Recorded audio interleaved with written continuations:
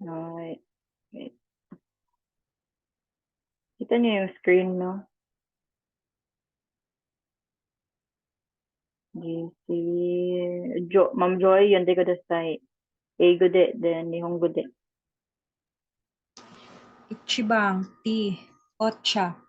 Nibang cook rice, gohan. Sangbang genital area, inbu. Yongbang enema, kancho.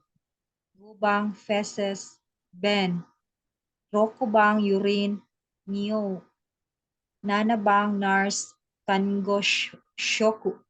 Hachibang staff member, shoku in. Yobang call button, yubi dashi button. Jubang dentures, ireba. Hi. Arigato. Sige. Jim-san. Yonde kudasai.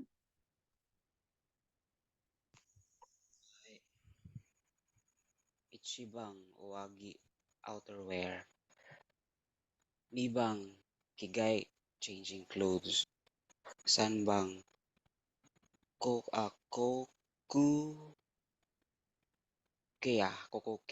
oral care. Kokokea. Yung bang Haisha dentist. Gubang Hamigaki brushing teeth. Rokubang Higasuri shaving. Higesuri shaving. Nanabang Shinsatsu medical examination. Hachibang Hidarigawa left side. Okay. Kyubang Migigawa right side. Jubang Yunaka midnight. Hi. Sige. Ma'am SP. Makabasa ka, Ma'am SP?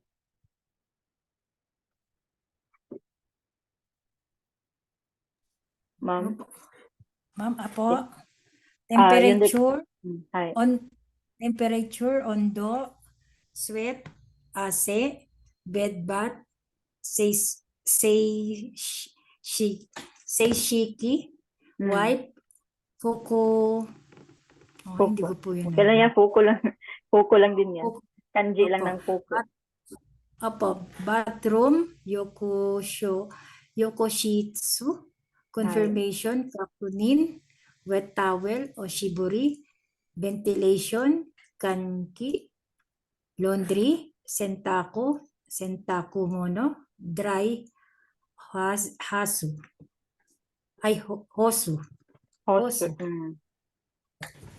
Teka, sandali lang ha.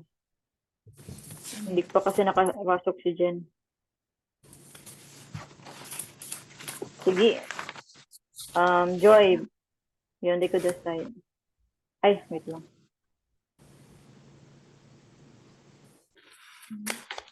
Si Ma'am Joy. Ichibang kansatsu observation. Nibang kiruku record. Sangbang keikaku plan. Yongbang genkan door entrance. Gobang sankasha participant. Rokubang jiko accident. Nanabang shisetsu facility. Hachibang jiritsu independence, autonomy, self-reliance. Yubang taikin living work. Yubang tatemono building. Hi. Last naman. Sansatsu. Hi. Okay, so tomorrow naman, iba na naman yung quiz ninyo. Wait lang ha. I-continue muna natin yung topic natin kahapon.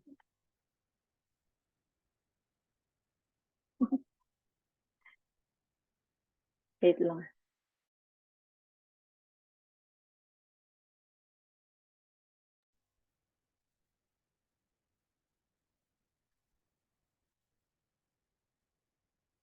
Nakita niyo yung screen, no? Ano ko muna. Next. So, open niyo yung notes. Is na photocopy niyo na yung notes ninyo. I-open niyo yung notes. Tapos na tayo dito. Sige, dito na tayo sa Byokito Keiga. So byoki is yung sakit or illness. Then kega is yung mga injury. Si Sir Jim, yun, di kudasai. はい。風をひきます。熱が出ます。咳が出ます。吐きます。音します。 Yeah, I wait. Right, sige. I-continue. Influenza ni narimas. Haien ni narimas. Kiga o shimasu. Chiga demasu. Yakido o shimasu.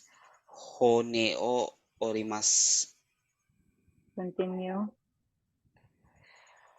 Kosetsu shimasu. Hibi ga erimasu. Hairimas. Ay, irimas. Hairimasu. Hmm. Hairimasu eh. Hay, wait lang. Hairimasu. Sige, go. Gekori goshi ni narimasu. Nengi shimasu. Jokosu ga dekimasu. Tokuzori ga dekimasu. Dasoi shoujo.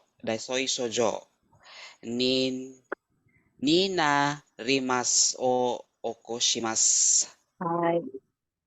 Sige, ulitin natin. So, yung kaze o hikimas, ano yung kaze? Kaze is Cold ay. cold. So, hikimas is catch a cold. So, sinipon yung patient ninyo. So, kaze o hikimas yung tawag dyan. So, kaze o hite, parang sisipunin yung patient or sinisipon na yung patient. So, kaze o hikimashita kapag sinipon na. Ganyan. Then, netsuga demas is nilagnat yung patient. Netsuga demas. So, nilagnat yung patient. Then, seki ga demas. So, inubo. Seki is ubo. So, seki ga demas. Hakimas. So, yun yung vomiting din. Vomiting din yung hakimas. Wait lang. Then next, otoshimas. Vomit din siya, pero ma-open nyo ba yung photocopy ko dyan? Yung may star sa photocopy, yun yung sa tabi ng words na may star is yun yung mga words na ginagamit kapag nasa bio-in kayo. So, hindi ko lang sure kung ano ba yung na-star ko dyan. Nakalimutan ko na. Yung hakimas ba yun or yung otoshimas. Pero same sila ng meaning. Hakimas, then otoshimas. Same sila na vomiting ang ibig sabihin. The next, influenza ni narimas is yun, yung nagka-flu sila. Influenza. Then, high-N ni narimas is nagka-pneumonia. So, ito yung kanji ng high or yung lungs. Then, ito yung N or inflammation. Ito yung kanji ng inflammation. So, para siyang apoy. Parang dalawang apoy. So, inflamed. Na-inflamed yung baga niya. So, pneumonia. Nagka-pneumonia ang patient. Then, kega o shimas or nagka-injury. So, may injury yung patient. Chi ga demas. So, ito yung chi. Ito yung dugo. So, nag-bleeding yung patient. So, chi ga demas. Yakido o shimas or na paso or na burn yung patient. For example, mainit na tubig tapos natakbunan yung skin niya. So yun, paso yung patient. Yakido o shimasu. Then hone o orimasu. Hone o orimasu. Hone is bones. Then orimasu is na break. So nabali yung bukog. Nabali yung buto ng patient. So yun, hone o orimasu. Then kosetsu shimasu.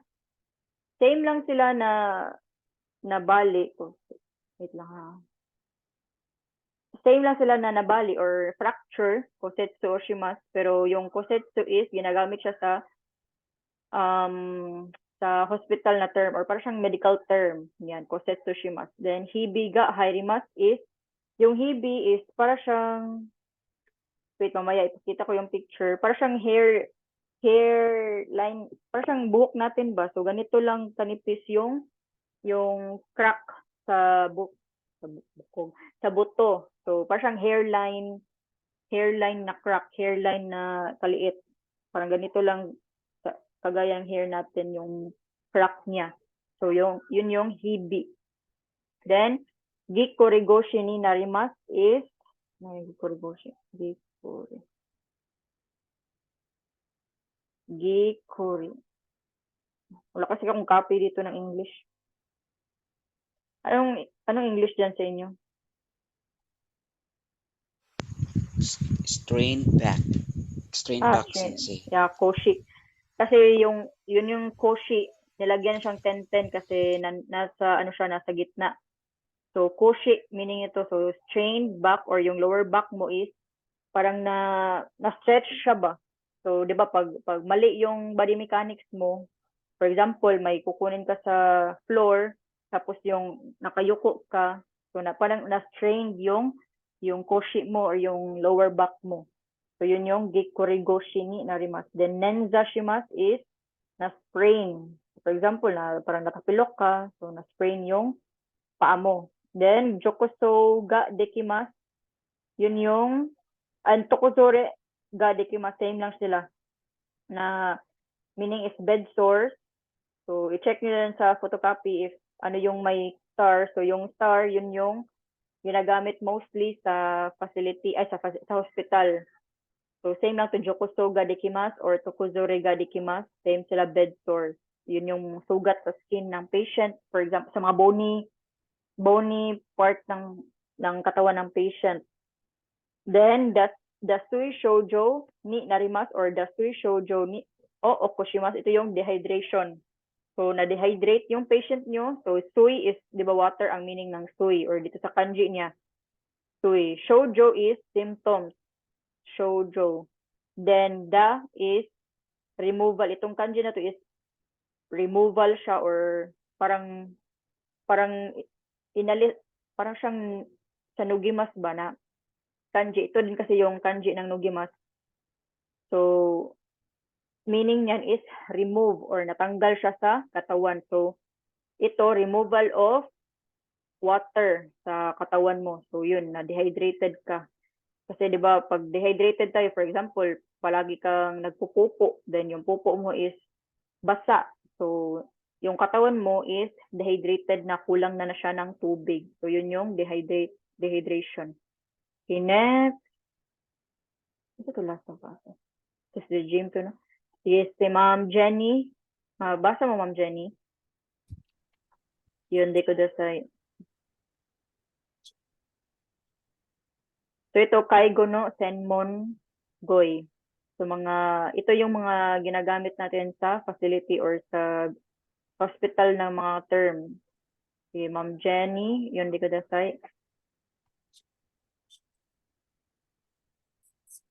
So okay lang yung ano lang basahin mo itong hiragana. Hello? Mabasa mo, Ma'am Jenny? Or wala kang mic? Hello? Wala kang mic, Ma'am Jenny? Sige, si ano na lang, si Ma'am SP. Mabasa mo, Ma'am SP? Try ko po. Sige, Ma'am. Ryosha. Hi. Number 2, Nibang Shisetsu. Hi. Sanbang Byoin. Hi. Yongbang Incho. Gobang Sige. Kaisho. Kaijo. Kaijo. Hi. Kaijo shimasu. Sige, continue, Ma'am. Rokubang Kaigo shimasu. Hi. Nanabang Osewa shimasu. Hachibang Kanjasan. Gyubang Kangoshi. Hi. Jubang Shishu. Chicho. Shishu. Chicho. Hi. Shishu. Hi, okay. Just, sige. Okay. So, ang Ryosha is, meaning niya is user, or ito yung tinatawag natin if, ito yung tawag natin sa patient if nasa facility yung patient. So, Ryosha ang tawag. Then, Shisetsu or facility. So, yun yung mga home for the aged or basta yung mga facility na maliliit lang. So, hindi siya yung byo-in. So, yung byo-in is, yun yung hospital. So, careful lang kayo sa spelling ng byo-in ha, kasi if malaki yung yo, sa next ng B is, ano na yun, yung salon. So, dapat small yo ang katabi ng B. So, byo-in is hospital. Incho is yung medical director. So, parang yung mga malalaking position sa hospital. Then, kaijo shimasu is mag-assist. So, if mag-assist na kayo ng patient, so kaijo yung sabihin nyo. For example, mag-assist kayo sa pagpaligo ng patient. So, Yoku Kaijo. So, yun yung sabihin nyo, Yoku Kaijo shimashita. So, nag-assist ako sa pagpaligo ng patient. So, ganun yung sabihin nyo. Then, Kaigo shimasu. So, same lang din sila sa Kaijo. Nag-give pa rin kayo ng assistance. So, kayo pa rin yung nag-assist ng patient. So, Kaigo shimasu. Osewa shimasu. So, same lang din sila, pero ang yung osewa kasi is parang siyang kayo talaga yung nag-take care or nag-alaga sa patient. Then, kanjasang. So, ito yung tawag sa patient if sa hospital. Kangoshi, tawag sa nurse. Then, shicho. Wait, check ko lang yung malaking tao. Shicho is sa hospital din tong shicho. Yeah. Superior siya. So, malaking position din siya yung mga shicho. Basta yung mga sacho, butcho, ganyan. Shicho. So, yun, mga malalaking tao sa facility or sa hospital. Okay, next. Meron kayong question? Or wala?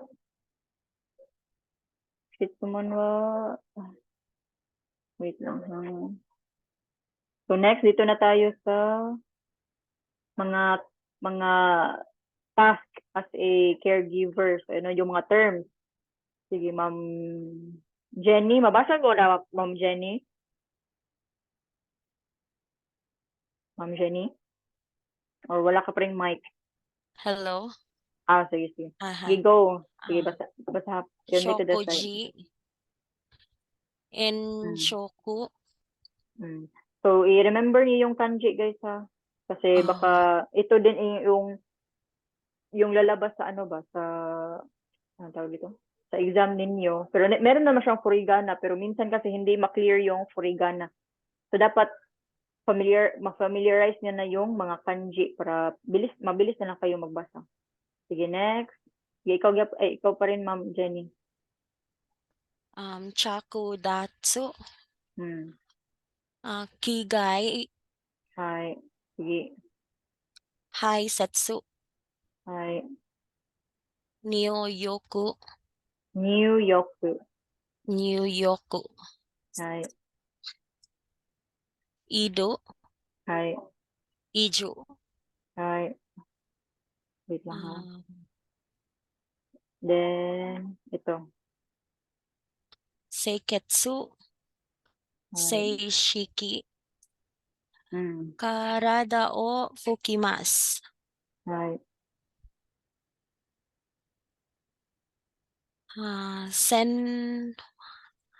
Ano yan? Senbatsu. Senpatsu. Senpatsu. Basta may maru is P siya, P. Gigo. Senpatsu kami o araimasu. Hi.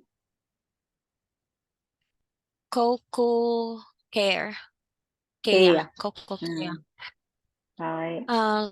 Kuchi no naka keiya. Hi. So, ito yung mga, wait lang ha. So, ito yung mga kaijo or mga task na dapat nyong i-assist sa mga patient. So, for example, if mag-interview na kayo soon sa employer ninyo, so may employer kasi na magtatanong if alam nyo ba kung ano yung role ninyo as a care worker or caregiver. So, pwede nyo sabihin to, hi, hi, shokuji kaijo shite, chakudatsu or kigay no kaijo shite, para mga shitari, ganyan. Depende sa inyo kung paano nyo i-sentence. So, pwede nyo gamitin tong mga words na to. So, ito yung mga tasks natin as a care worker. So, yung shokuji, ito yung pag-assist during meals sa patient. Then, inshoku is nomi or drinking. Then, shoku is eating. So, shokuji is meals. So, mag-assist kayo during meals. Then next, chakudatsu. So, chaku is wear, then datsu. So, ito yung sinabi ko kanina na kanji niya. So, datsu means removing. So, chaku is wearing. So, damitan nyo yung patient. Then, datsu, removing. So, removing of clothes. Then, kigai is yun, changing of clothes. Kigai.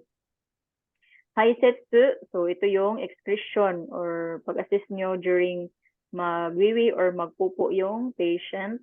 Then, yuyoku, so yung pagpapaligo sa patient.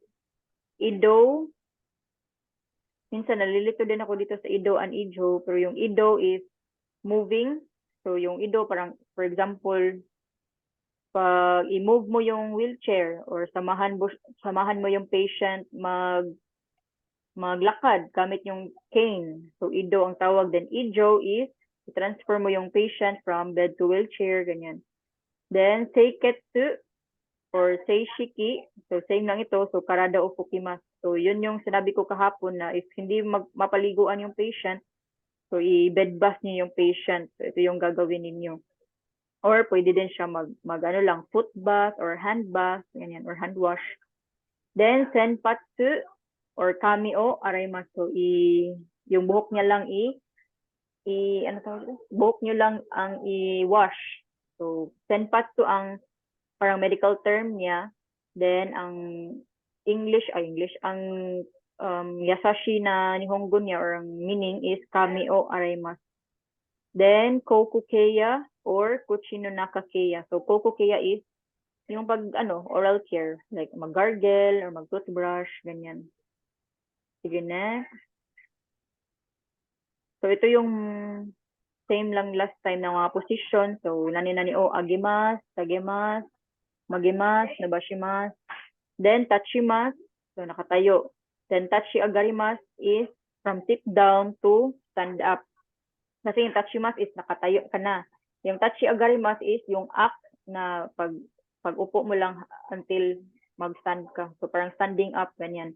Tachi agarimasu. Then, nimas is natulog. Suwarimas, sit down. Koshikakimas. So, sit down din yung koshikakimas, pero mas siya, teine na term. Or mas polite siya na term. Okimas or wake up. Oki agarimas is yun yung pagbangon. So, okimas is dumilat lang yung mata mo.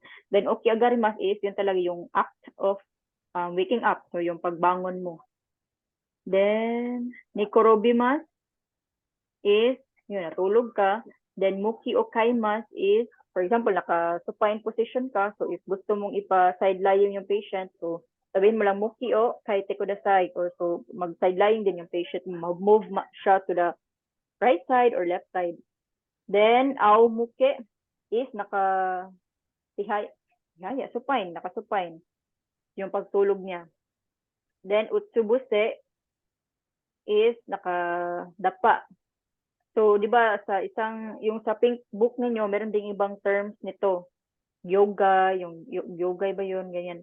So, same lang sila ng meaning, pero different ang different ang nihongo niya. Pero same lang sila ng meaning.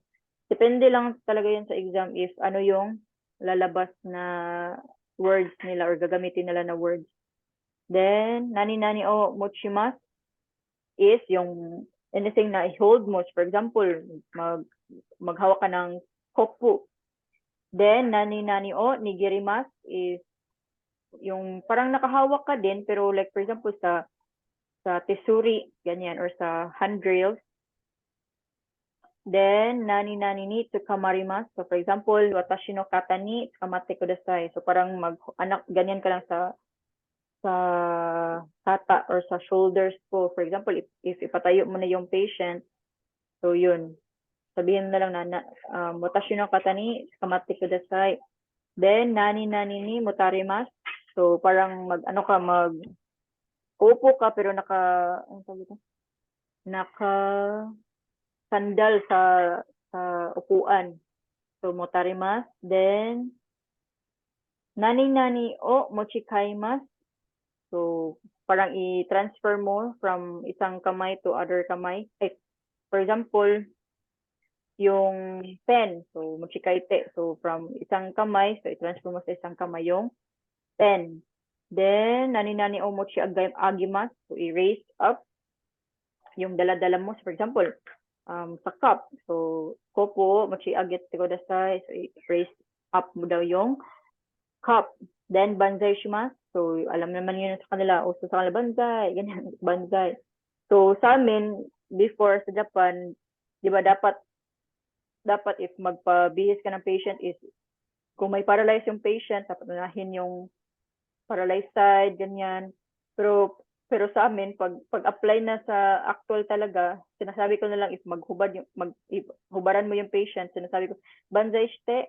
So yun, mag-raise na lang kamay nila, tapos yun, diretso ko nang ihubad yung damit nila. Pero sa exam, is i-follow nyo talaga yung proper way. Then, gu, chukipa, so ito yung parang laro lang nila. So, gu is bato, choki is gunting, then pa is yung papel. So, gu, choki, pa. So, parang bato-bato pick. Parang bato-bato pick sa kanila. Then, hiza o tatimas. So, ganito, yung position. Yung hiza niya is nakataas. Taas. So, parang ganito yung position ng hiza or knee. Then, koshi or atama o ukasimas or ukashimas. So, parang ganito. Yung atama niya or yung koshi niya is parang i-lift up niya. So, ito, magagamit siya na term if mag-change kayo ng diaper or mag-change ng damit ng patient. Then, fukaku suwarimasu. Fukaku is deeply. So, for example, if nakaupo yung patient mo, yung puwet niya is nandun sa edge ng chair. So, pag sinabi mong fukaku suwarimasu, so, ganyan, atras yung patient ba para mas deep yung pag-upo niya. Then, if sabihin mo naman asaku suwarimasu, so ito, kagaya nung sa babae, so doon siya uupo sa edge ng chair. So, asay lang or shallow lang yung pag-upo niya. Then, may kagami ni narimasu or motarimasu, ito parang mag-lean forward. May kagami is, ito, parang ganito sa lalaki is, parang na ganyan siya, lean forward. Then, yuka ni tsukimasu or tsukimasu. So, yun. Parang hinawakan niya yung yuka or floor. Yuka is floor. Then, nosimasu, tanino hikimasu. So, yun. Nosimasu is, iput mo yung, for example, yung paa mo or paa ng patient mo, ilagay mo sa yung footrest ng wheelchair. So, for example, sabihin mo na, ashi wa footrest ni nasete kudasai. So, ilagay mo yung ashi mo or yung paa mo sa footrest ng wheelchair. Then, nani o hikimasu. So, yung parang i-pull. Zurashimasu is parang slide yata itong zurashimasu. Wait lang ha. So, for example, if meron kang patient na wait lang, kung akong cellphone na loading. Parang i-slide mo yung patient sa zurashimasu.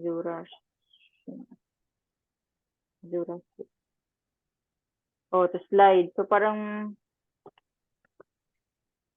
pero mahirap pero hindi kasi kami nakatry last time nung parang may board ba. So, parang doon mo ilagay yung patient tapos mag-slide lang yung patient papunta sa wheelchair niya. Pero yun yung terms ng, yun yung nihonggode niya, zorashimasu, or parang is to slide. Then, chikara o irimasu. So, for example, if magpa-scrub sa likod yung patient mo, for example, naligo yung patient mo, then sabihin niya, chikara o irite kudasai. So, lakasan mo yung pag-scrub sa likod niya. So, be careful lang na hindi masyadong malakas yung pag-scrub mo kasi baka masugat naman yung patient mo. Then, wait lang ha, hinirimas.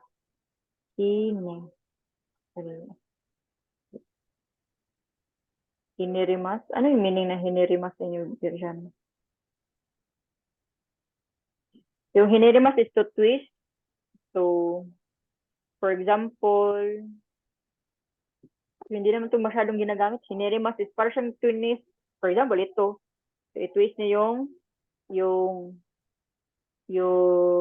cloth or yung towel, ganyan. Then, soroimasu. Hindi kasi ito masyadong ginagamit. Soroimasu is to collect or gather. So, yun, ipang collect mo yung mga bagay, ganyan.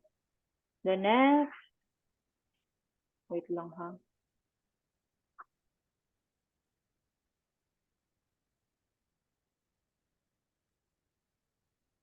Sige, next, dito tayo sa mga terms. Sige, si Sir, Ma'am Joy, yun de kudasai. Mabasa mo, Ma'am Joy. Dahil sensei. Sige, go. Shiba. Sukoshi, Sukoshi koshi o tsukashite itadakimasu ka? Hi, sige. 2番。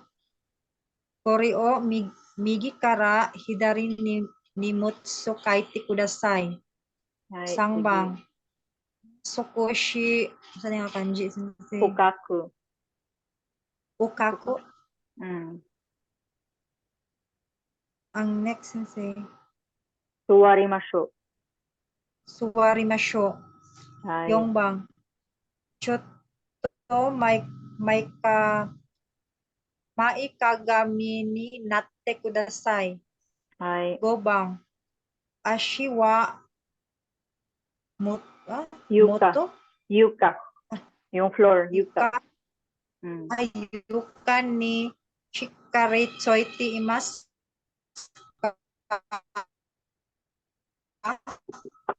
Hello?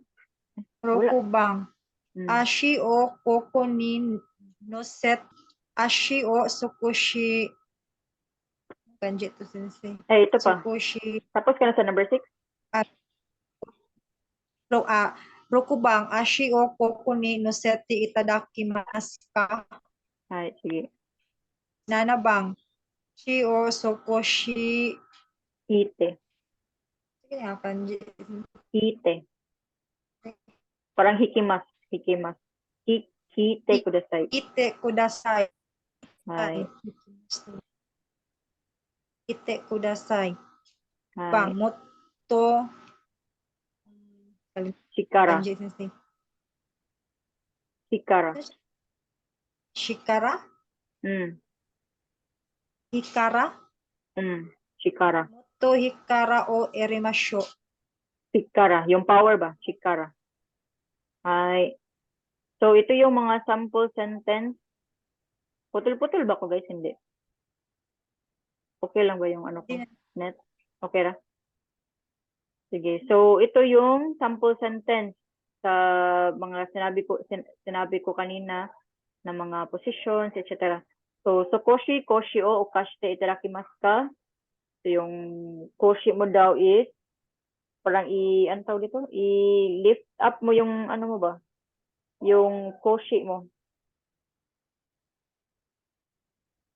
So, parang, di ba, pag nakahiga yung patient, so, pwede mo siyang ipalift ng konti yung koshi niya. So, koshi o okashite itadakimasu ka? Then, kore o migi kara hidari ni mochikaite kudasai. So, yung sinabi ko kanina is, for example, yung cellphone. So, keitai denwa wa migi kara hidari ni mochikaite kudasai. So, parang i-transfer mo lang siya. no shikaite. Then, mose koshi fukaku suwarimasho. So, yun, yung, can you please sit deeply? Or parang, mas backward siya ba? Then, choto, mai kagami ni nati kudasai. So, yun, mai kagami is lean forward. Then, ashi wa yukani shikaritsuite imasu ka? So, yung ashi niya ba is nakatungtong ba ng maayos sa floor? Shikari is parang, ano tawag ito? Maayos siya ba? Maayos. Then, ashio kokoni no sete itadakimasu ka? So, no sete is i-place. So, yun. For example, yung kanina, yung sa wheelchair, ashio futoresto ni no sete itadakimasu ka? So, can you please put your feet on the footrest? Then, ashio sukoshi hite kudasai. So, parang i-pull. So, for example, if magpasuot kayo ng pants ng patient, so, pwede ba i-pull mo konti yung ashi mo? Then, moto chikara. Chikara is power. So, moto chikara o erimasho. So, can you please put more power? For example, yun, sinabi ko niya if magpa-scrub sa likod, so, put more power sa pagkuskus. Ganyan. Okay, so mag-break muna tayo, guys. Then, i-continue natin after. So, ma-off na tong ano natin. Yung Zoom. Mag-send ulit ako ng